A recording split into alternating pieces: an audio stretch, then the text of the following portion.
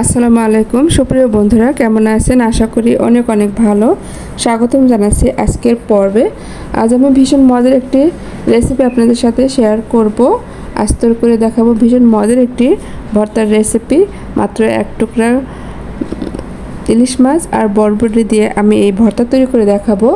তো এখানে আমি কতগুলো বরবটি কেটে ধুয়ে বেছে নিয়েছি, সেটা দিয়ে নিলাম। এক টুকরা ইলিশ মাছ দিলাম, আর দিলাম রসুন কোয়া আর পেঁয়াজের দুটো পেঁয়াজ গোটা করে কেটে নিয়েছি, সেটা দিয়ে নিলাম। আর দিলাম কাঁচামরিচ। তো মরিচটা আপনারা আপনাদের পছন্দ মতো দেবেন, ঝাল বেশি খেলে বেশি দিবেন, কম খেলে কম দিবেন।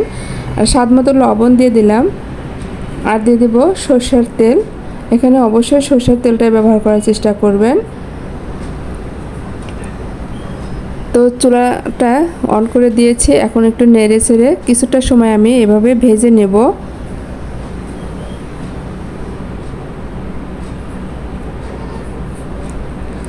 দুই থেকে 3 মিনিটের মতো ভাজা হলে এর ভিতরে আমি পরিমাণ মতো পানি দিয়ে এটাকে সিদ্ধ করে নেব।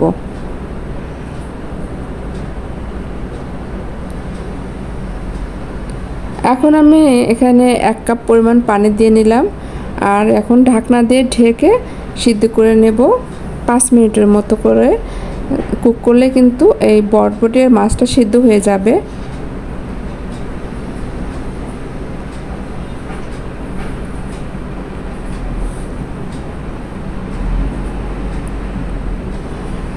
তো এই পর্যায়ে ঢাকনা খুলে আমি একটু নেড়ে দেব। প্রায় সিদ্ধ হয়ে এসেছে, আর কিছুটা সময় আমি এটাকে কুক করে নেব।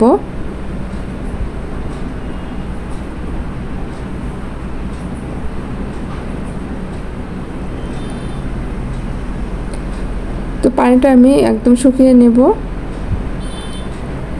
এখন কিন্তু এটা একদম হয়ে এসেছে, পানিটা শুকিয়ে গেছে। এখন নামিয়ে আমি এটাকে ভর্তা করে নেব।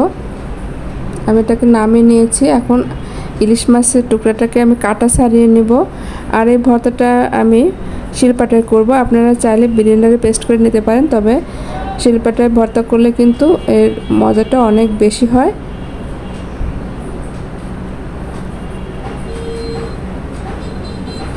এখন আমি মাছ আর এই বরবটিটা এরকম করে শিলপাটায় বেটে নেব।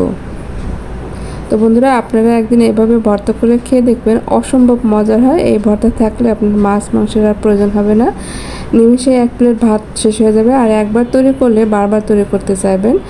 এখন আমি দিয়ে দেবো কাঁচা পেঁয়াজ। এখানে আমি 2টা পেঁয়াজ কুচি করে নিয়েছি, সেটাকে আমি হালকা করে একটু বেটে নেব। একদম মিহি করে বাটতে হবে না, এরকম হালকা একটু বেটে নেব। তারপর মিশিয়ে নিলে কিন্তু ভর্তাটা তৈরি করা হয়ে যাবে।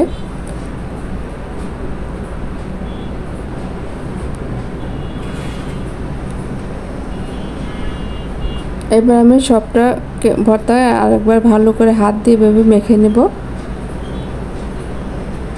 তো বন্ধুরা, তৈরি হয়ে গেছে ভীষণ মজার আজকের এই ভর্তার রেসিপি। তো আমার ভিডিও কেমন লাগলো কমেন্ট করে